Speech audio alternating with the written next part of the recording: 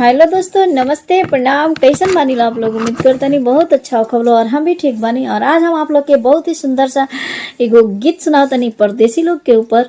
और ये वायरल गीत बाटे। हम भी छोटा सा कोशिश करतनी आप लोग के किसी के फुल वॉच करब लो। हाथ जोड़ के रिक्वेस्ट बा आप लोग से। चल लो गीत सुनी लो।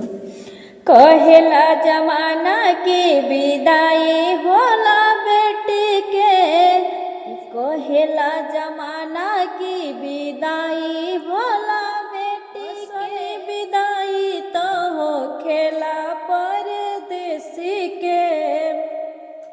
ससुरा में बेटी संग जब घटना घट जाला, नैहर के लोगवा तुरंत चली जाला।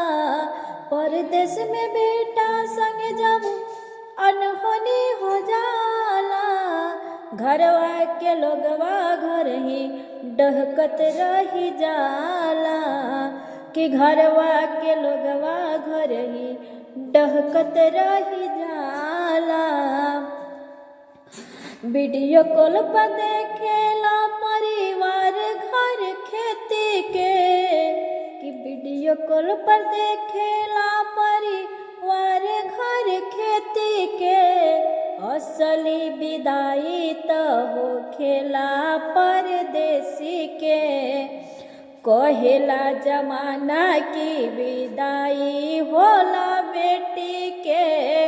असली विदाई तो हो खेला परदेसी के। बेटी के सुख नैहर ससुरा करे पूरा, बेटा के सपना कुल्ही रही जाला अधूरा।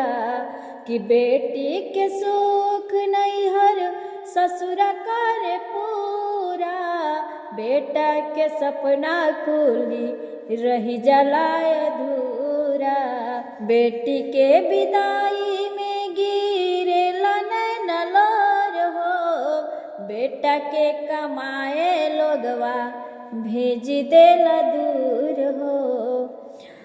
कि बेटा के कमाए लोगवा भेज देला दूर हो। कहेला लोगवा साचे इहे रीत देखी के, असली विदाई तो होखेला परदेसी के। कि असली विदाई तो होखेला परदेसी के, कहेला जमाना की विदाई होला बेटी के।